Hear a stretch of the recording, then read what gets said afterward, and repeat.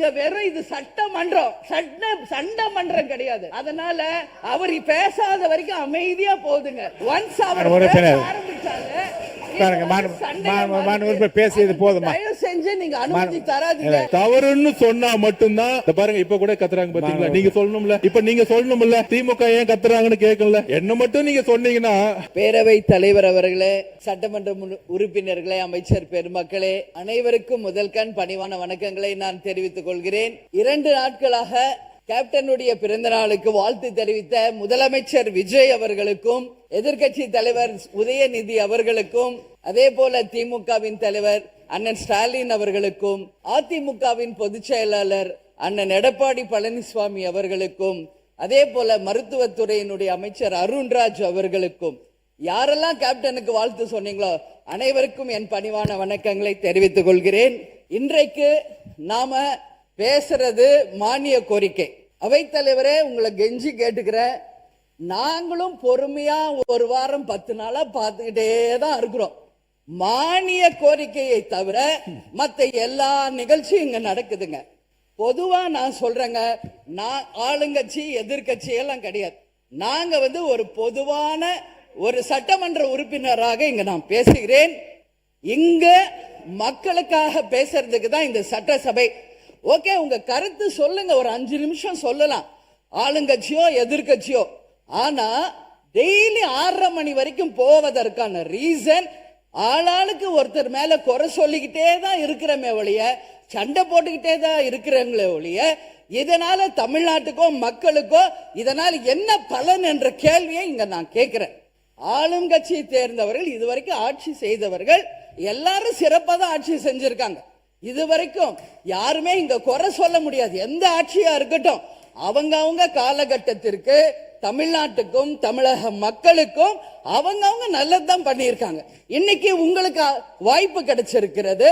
உங்கள் ஆட்சியை மக்களுக்கும் இந்த நாட்டுக்கும் நல்லது செய்வதற்கு நீங்கள் எல்லா முயற்சி எடுங்கள். அதற்கு மக்களும் சரி, எல்லாரும் துணை நிற்போம் என்றுதான் சொல்றோம். ஆனால் இங்க பொதுவா நாங்க இங்க பாருங்க, எல்லாருமே அவைத்தலைவர் அவர்களே, நைட் அண்ட் டே எக்ஸாமுக்கு கூட எப்படி யாரும் ப்ரிப்பேர் பண்ணி இருக்க மாட்டாங்க. எல்லா சட்டமன்ற உறுப்பினரையும் நான் சொல்றேன், நைட் அண்ட் டே உட்கார்ந்து ப்ரிப்பேர் பண்ணி வர்றாங்க.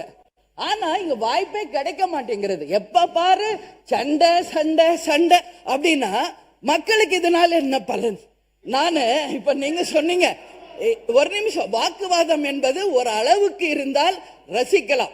கடந்த 2 நாட்களா இங்க நான் வரல, மக்களோட சந்திக்கிறேன். மக்கள் என்ன சொல்றாங்களோ அதை இங்க நான் குறிப்பிடணும். இதுவரைக்கும் சட்டமன்றம் நல்லா போயிட்டு இருந்துச்சு, நாங்களும் இன்ட்ரெஸ்டிங்கா டெய்லி பார்த்துக்கிட்டு இருந்தோம்.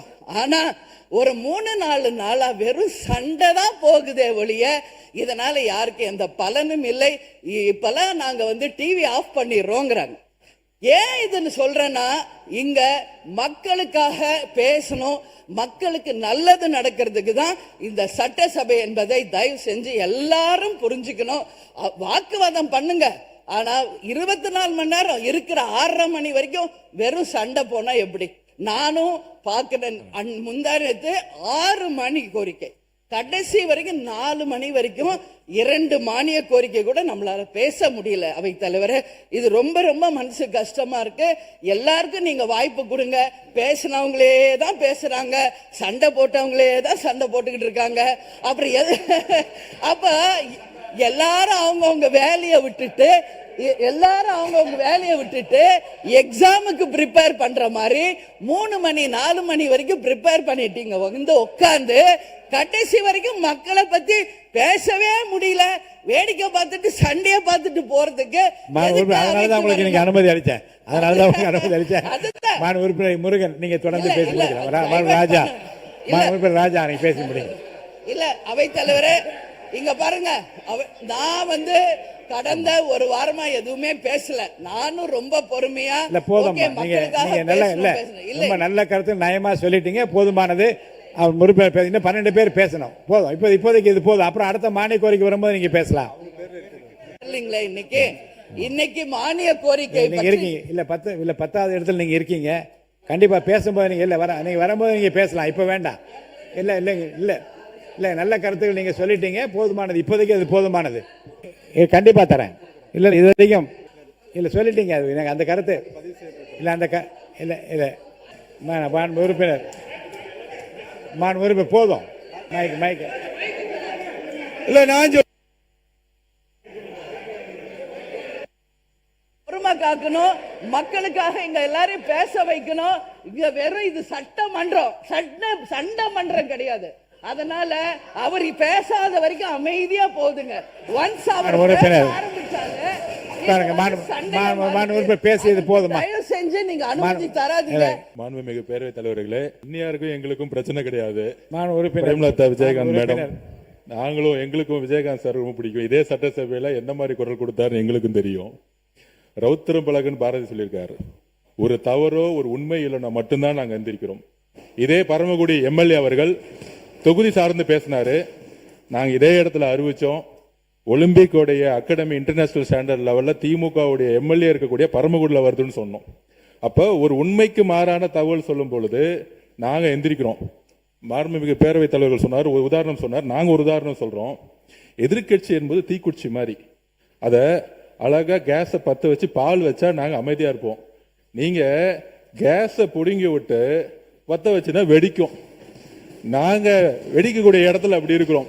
சோ நல்ல கருத்துக்களையும் நீங்க சொல்ற மாதிரி மேடம் மேடம் மேடம் மேடம் ஒரே ஒரு நிமிஷம் மேடம் நீங்களே ஒரு நிமிஷம் பேசி முடிச்சிடறேன். அந்நியார் அவர்களுக்கு எங்களுடைய கோரிக்கை என்னன்னா, இன்னையிலிருந்து ஒரு நோட் எடுத்துக்கோங்க. திமுக பேசும்போது ஏதோ ஒரு இடத்துல அரசையோ முதலமைச்சரையோ இல்ல எங்களுடைய கொள்கையிலையோ தவறுன்னு சொன்னா மட்டும்தான். இந்த பாருங்க, இப்ப கூட கத்துறாங்க பாத்தீங்களா? நீங்க சொல்லணும்ல, இப்ப நீங்க சொல்லணும்ல, திமுக ஏன் கத்துறாங்கன்னு கேட்கல. என்ன மட்டும் நீங்க சொன்னீங்கன்னா அது ஏதோ எனக்கு எதிராக ஒரு பிரச்சாரம். உங்களுக்குள்ள பேசிக்கலாம், இங்க பார்த்து சொல்லுங்க. இல்ல அந்நியார் எப்பயுமே எங்களுக்கு நல்ல பழக்கம். அதனால அந்நியார்களுக்கு என்ன சொல்லுதுன்னா, எதிர்கட்சிகள் குறைகளையும் பிரச்சனைகளையும் சொல்லட்டும், நாங்கள் பதில் சொல்றோம். ஆனால் 100 நாள் வந்த ஆட்சியை முதலமைச்சர் குறித்தோ இல்ல அமைச்சர்கள் குறித்தோ இல்ல தவறான எங்களுடைய கொள்கை தவறான இருக்கிற மாதிரி ஒரு போலி பிரச்சாரம் செய்யும் பொழுது நாங்க எந்திரிக்கிறோம். அதுதான். அப்ப நாங்க என்ன கேக்குறோம்னா, நாங்க ஒரு பதில் கேட்கிறோம். ஆனா நாங்க பேசும்போது அவங்க பதில் கொடுக்க மாட்டேங்கிறாங்க. இப்ப கூட பாருங்க, எதிர்க்கட்சி தலைவர்கிட்ட ஒரு கேள்வின்னு சொல்ற உடனே எல்லாரும் எந்திரிக்கிறாங்க. அதுதான் பிரச்சனை.